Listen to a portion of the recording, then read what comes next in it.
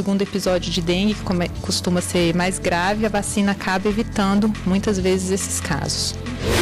Pelos mais diferentes motivos, pacientes de todo o país já tiveram exames ou procedimentos médicos negados pelas operadoras. Serão cerca de 60 observadores que estarão em vários pontos do território nacional para visitar as sessões eleitorais, visitar as autoridades locais, os comitês de campanha. Uma iniciativa do Cineclube do Tribunal de Justiça de Minas Gerais projeta na tela produções com a narração de cenários e ações, permitindo a pessoas cegas ou com baixa visão captar tudo o que está sendo exibido.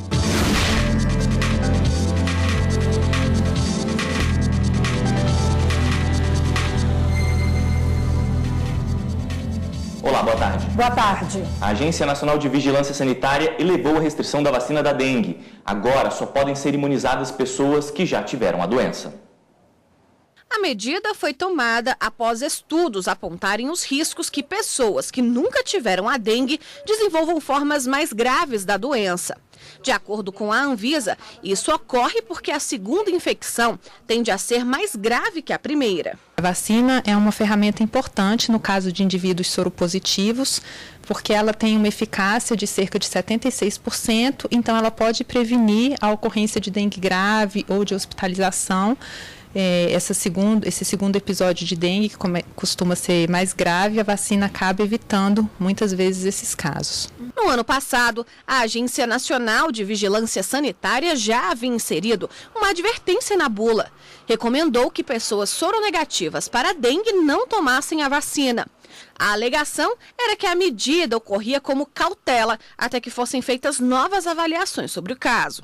A imunização agora é indicada para pessoas de 9 a 45 anos que moram em regiões com grande número de contaminações, desde que haja confirmação de que ela é soropositiva para dengue. O ideal é que profissionais de saúde peçam exames antes de indicar a vacina. Atualmente, a vacina contra a dengue está disponível em clínicas particulares. Desde agosto de 2016, ela também é usada em campanhas do governo do Paraná. Ao todo, 308 mil pessoas de 30 municípios do estado já foram imunizadas. Um trote com álcool e fogo não acabou nada bem. Um ex-soldado foi condenado pela brincadeira que resultou na queimadura de um colega. O ex-militar teve a pena reduzida para 6 meses de prisão por culpa consciente. O ex-militar foi acusado pelo Ministério Público Militar de organizar um trote com uso de álcool e fogo na companhia de 3 colegas, ocasionando diversas queimaduras na vítima que ficou incapacitada por 1 mês para o trabalho. A Defensoria Pública da União recorreu ao Superior Tribunal Militar pedindo a absolvição, argumentando que, embora o réu segurasse um isqueiro, a intenção não foi de causar um dano. O relator do processo no tribunal, o ministro Álvaro Luiz Pinto, negou o recurso da defesa e manteve a condenação por entender que o soldado agiu de livre vontade, correndo o risco de machucar alguém. Mas o voto que prevaleceu no plenário foi o da revisora ministra Maria Elizabeth Guimarães Teixeira Rosa, argumentando que, embora a conduta do réu tenha sido imprudente, o ex-militar não teve a intenção direta ou indireta de atear fogo no colega. Eu só gostaria primeiro de salientar, que o próprio ofendido, e eu vou falar isso mais adiante, ele confirmou que foi ele quem se levantou de uma forma afoita e acabou esbarrando na mão do réu que estava com o isqueiro aceso. Isso é um ponto. Então, indo além, cumpre destacar que o incidente narrado foi confirmado em juízo pela própria vítima, pela testemunha soldado Raí Alves Belém e de forma uníssona pelos 4 envolvidos, repito, 3 dos quais restaram absolvidos. Com esses argumentos, a ministra deu provimento parcial ao recurso da defesa e reformou a sentença de primeira instância, mudando a tipificação do crime de dolo eventual para culpa consciente. O ex-soldado cumprirá a pena de 6 meses de detenção, convertidos em prisão. Daqui a pouco, às 2 da tarde, o Supremo Tribunal Federal faz uma audiência pública para discutir o preço mínimo do frete de caminhões no país. E quem tem as informações ao vivo e já está lá na sala de sessões da primeira turma do Supremo é o repórter Gabriel Ciafrei. Tudo bom, Gabriel? Boa tarde para você. Oi, Rafaela, boa tarde para você, boa tarde a todos. Isso mesmo, o ministro Luiz Fux vai ouvir aqui na sala de julgamentos da primeira turma representantes indicados pelos dois setores, tanto o governo quanto as entidades de classe. Aqui na sala de julgamentos, cada um vai ter 10 minutos para se manifestar. Pelo lado do governo vão falar representantes do Ministério dos Transportes, da Agência Nacional de Transportes Terrestres, a ANTT, e ainda da Advocacia Geral da União. Entre os representantes das entidades de classe, a Associação do Transporte Rodoviário de Carga do Brasil, a Confederação da Agricultura e Pecuária e também a Confederação Nacional da Indústria. E essa audiência faz parte de 3 ações diretas de inconstitucionalidade que chegaram aqui no STF. Elas questionam a medida provisória editada pelo governo federal que definiu um frete mínimo, um preço de frete mínimo para os caminhoneiros. Além disso, também questionam uma resolução da Agência Nacional de Transportes Terrestres, a ANTT. Ao longo dos últimos meses, foram feitas várias reuniões, mas em nenhuma delas houve acordos entre as entidades de classe e também o governo. Lembrando mais uma vez que a audiência pública começa às 2 horas da tarde e vai ser transmitida pela rádio e TV Justiça. Galton, voltamos ao estúdio. Obrigado, Gabriel. E a seguir, já teve dor de cabeça com o seu plano de saúde? Bem, você não está sozinho nessa. Pelos mais diferentes motivos, pacientes de todo o país já tiveram exames ou procedimentos médicos negados pelas operadoras.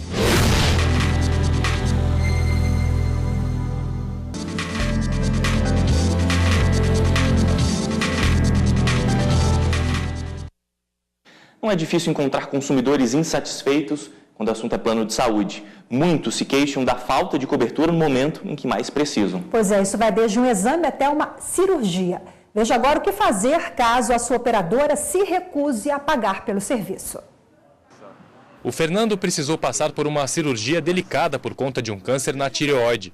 Isso foi no final de 2016. Mas para conseguir fazer os exames e o procedimento médico, o professor enfrentou várias dificuldades, criadas pelo plano de saúde, que se recusava a pagar por alguns serviços. Fica meio que sem ação, inicialmente, porque você está com a doença grave, já com o diagnóstico de que ela está se espalhando pelo teu corpo, ou seja, a cada dia, a cada momento ruim, ela pode até aumentar, alastrar mais ainda. Então é uma coisa que a gente quer correr rápido atrás. Cliente da operadora de planos de saúde há 20 anos, o Fernando buscou a justiça. Com todos os documentos provando a necessidade dos procedimentos, o Poder Judiciário determinou que a empresa cobrisse todos os custos do tratamento. O Judiciário foi a última instância, né? A gente não teria essa atitude leviana. Primeiro eu vou tentar com quem me negou, porque entendeu o porquê. E realmente eles não souberam me explicar, simplesmente negaram e não quiseram dar muita atenção. Essa negativa, quando de eu entrar na justiça e ter o atendimento, isso foi bem rápido. Pelos mais diferentes motivos, pacientes de todo o país já tiveram exames ou procedimentos médicos negados pelas operadoras. A alegação das empresas é de que as doenças ou exames não estão incluídos na lista de cobertura obrigatória, definida pela Agência Nacional de Saúde Suplementar. A lista é editada a cada 2 anos. Qualquer pessoa pode acessar as informações pela internet, mas este advogado alerta. O entendimento do Poder Judiciário em geral é de que mesmo exames e procedimentos não incluídos pela ANS no documento devem ter cobertura dos planos. O que acontece muitas vezes é depois que se entra com a ação e se obtém uma liminar para fazer o procedimento ou o exame, aí muitas vezes a seguradora entra em contato para encerrar o processo arcando com a despesa, né? Então a gente percebe que tem muito esse lado da seguradora também, de ela já está ciente que esse entendimento é pacífico dos tribunais, que ela tem que dar cobertura, mas ela continua negando porque aqueles que não entram com a ação ficam no prejuízo.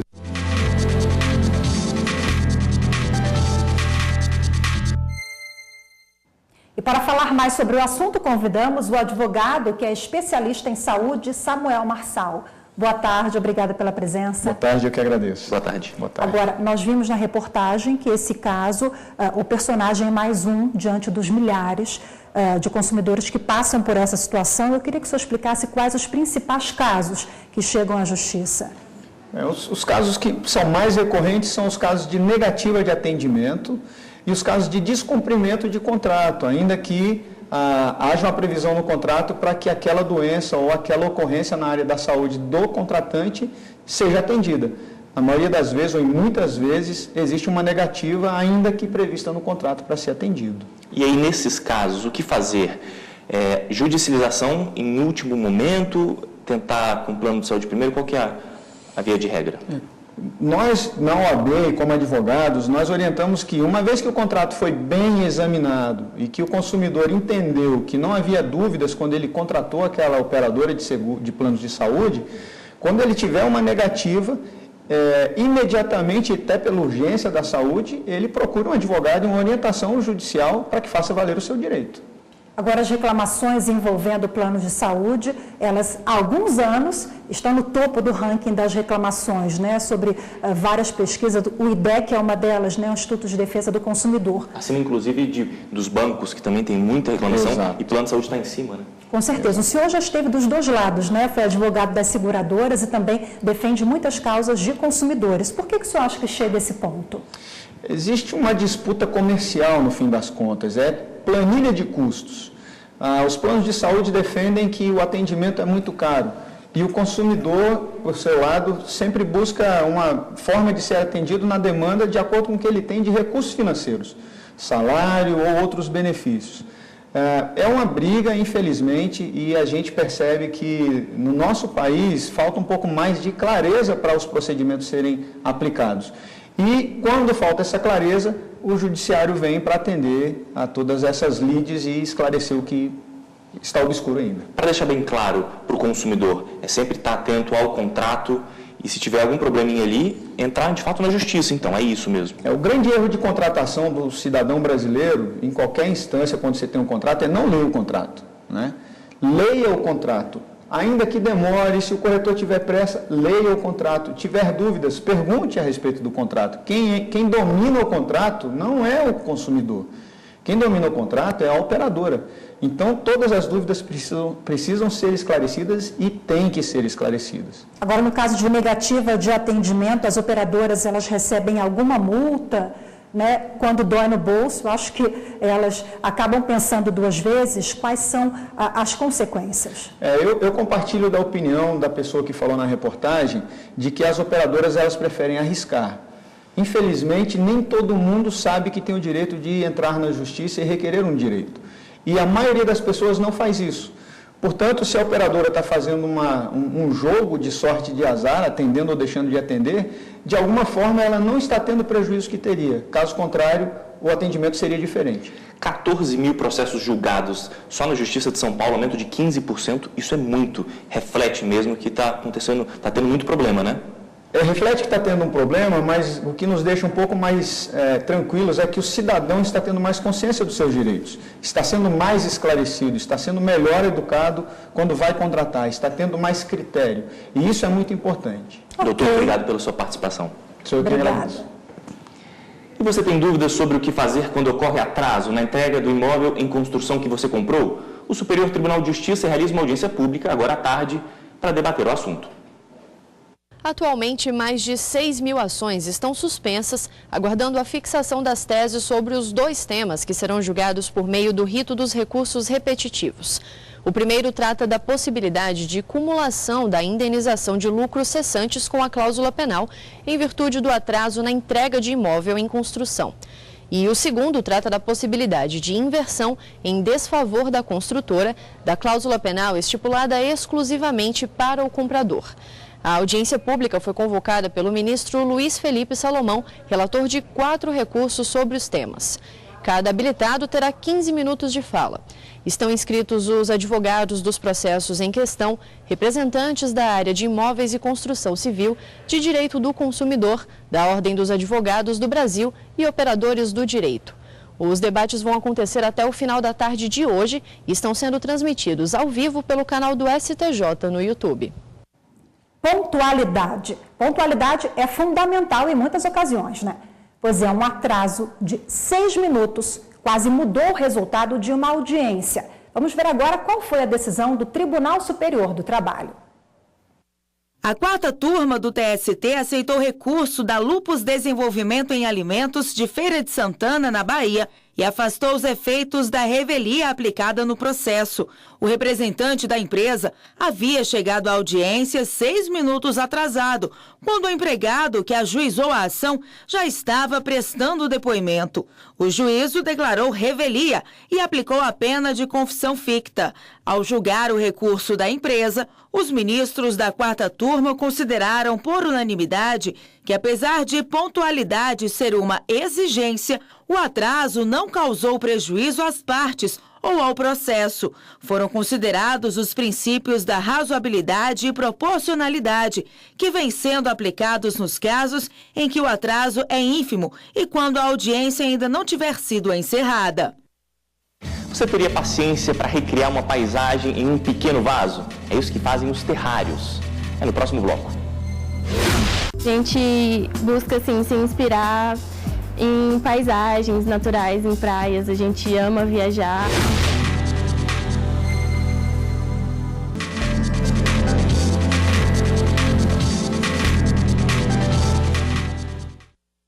O Tribunal Superior Eleitoral recebeu a visita de integrantes da Missão de Observação Eleitoral da Organização dos Estados Americanos.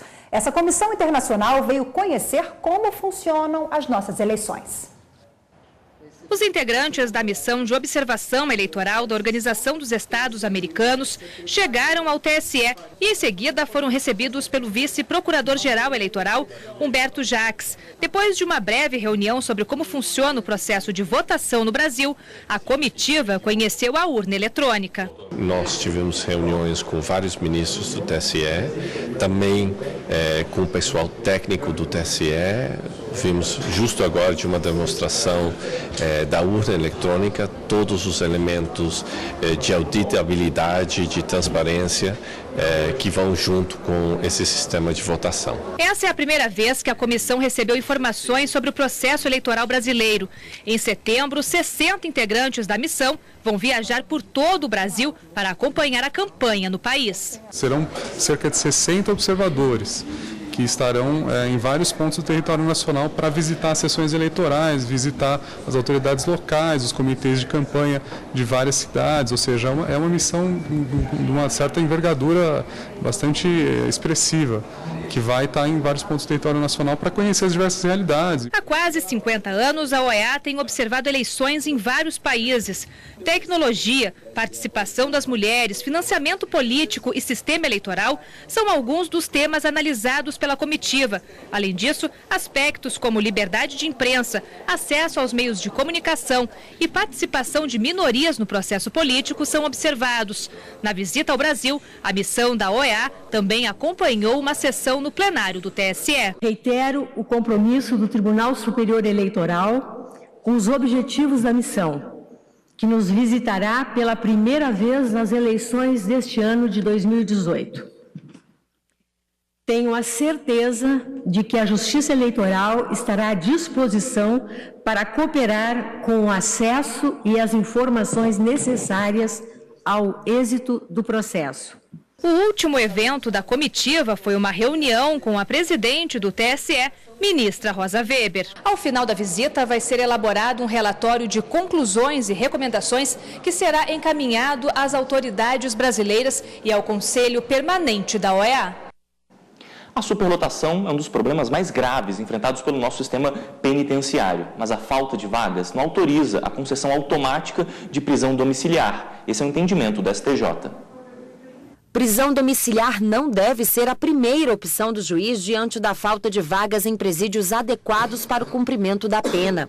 A tese foi firmada pelos 10 ministros da terceira sessão do STJ durante o julgamento do tema em recurso repetitivo. Na discussão, os ministros buscavam saber os critérios a serem seguidos para aplicar a medida, ou se ela seria determinada de forma automática, levando em conta, inclusive, a eficácia da prisão domiciliar no caso de quem acabou de ingressar no sistema penitenciário, ou seja, que iniciou o cumprimento da pena. Para o ministro relator do caso no STJ, Reinaldo Soares da Fonseca, é impossível a concessão da prisão domiciliar automática como primeira opção, sem que sejam observados os parâmetros já definidos pelo Supremo Tribunal Federal.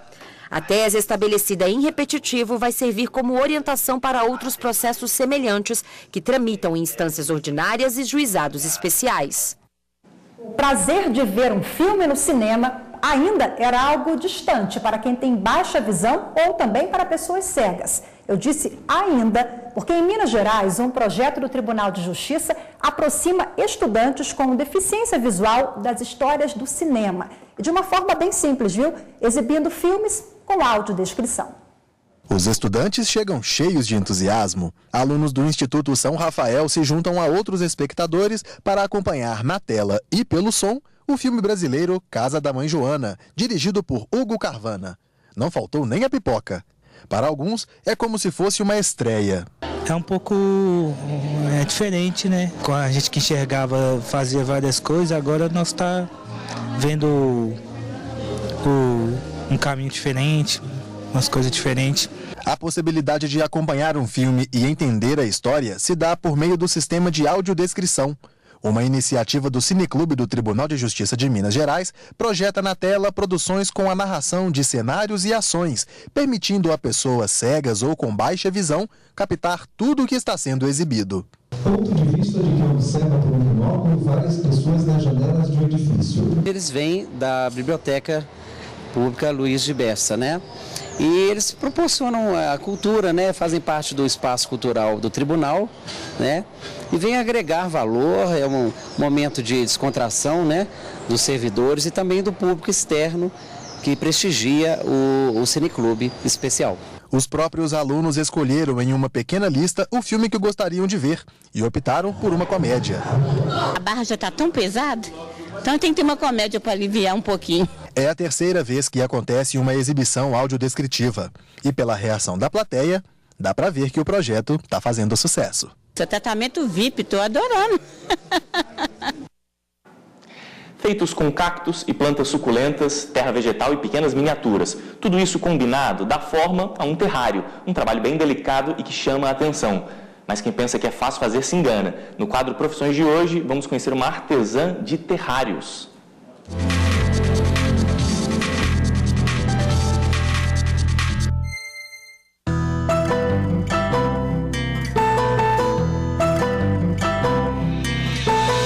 Meu nome é Laura Furtado, eu tenho 24 anos e eu sou artesã, trabalho com terrários. Comecei a fazer os terrários em dezembro de 2016. Começamos vendendo para amigos próximos, com o intuito, na verdade, de comprar uma câmera fotográfica, porque ele gostava muito de fotografia e aí a gente queria mexer com fotografia. Aí a gente começou a fazer, começamos a gostar, foi dando certo e conseguimos comprar a câmera, mas o pessoal foi gostando, foi tendo muita aceitação e aí a gente foi continuando. O meu namorado, ele é agrônomo, a gente somou as nossas paixões, os dois apaixonados pela natureza, por plantas, e aí a gente somou essa paixão e começou a fazer os terrários.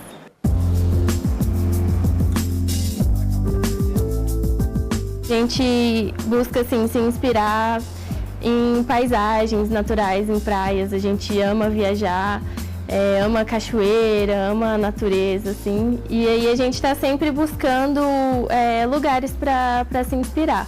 A gente tem mais ou menos a paisagem em mente, pega os materiais, assim, os vidros. A gente trabalha com vidros reciclados, vidros de primeira linha. E aí começa a montagem, processo por processo. A gente tem que colocar uma camada de pedras, depois a terra, fazer toda a lavagem, esterilização do musgo para tirar qualquer tipo de bactéria, de fungos. E aí a gente vai montando, faz um processo de montagem com vários terrários ao mesmo tempo, né? E aí a gente passa assim, um dia inteiro produzindo. Em um dia a gente varia a produção entre 30, 40 terrários, e é nessa média. Os preços eles variam assim, de acordo com o tamanho, a dificuldade que a gente tem. Às vezes um vidro com a boca muito pequena, a gente tem bem mais dificuldade de fazer do que um terrário maior, assim.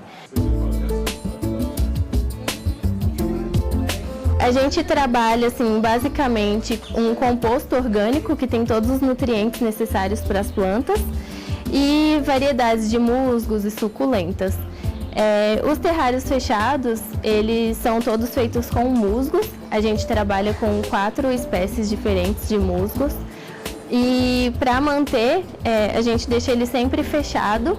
Borrifa a água em média 1 vez por mês no interior do vaso. A luz ideal para esse tipo de planta é luz artificial ou sol indireto. Ela não pode ficar exposta ao sol direto. A luz solar direta, ela pode aquecer muito o sistema, né?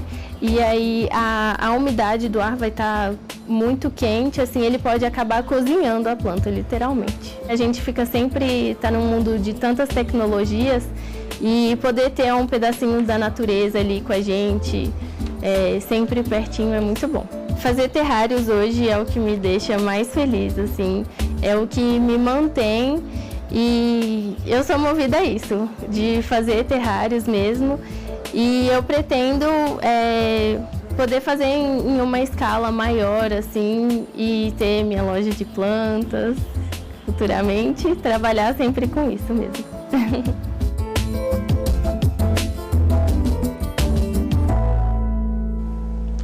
O Jornal da Justiça, primeira edição, fica por aqui. Obrigado pela companhia e até amanhã. Você pode acompanhar a audiência pública que vai tratar do preço mínimo do frete pela TV e Rádio Justiça, ou se preferir pelo YouTube, no nosso canal do STF, a partir das 2 da tarde. E para encerrar esta edição, a gente confere agora um trecho do documentário que estreou ontem, domingo, aqui na TV Justiça. Aprendizagem, o futuro em construção. A produção do Tribunal Superior do Trabalho. Continue com a gente. Tchau. Muito difícil você abrir a porta de casa um dia e ter um corpo na esquina. Eu nasci em Nova Iguaçu, cresci ali no bairro com a minha mãe. Era só eu e ela. Só não trabalhava aos domingos. Ela teve que ficar sozinha, de 6 para 7 anos.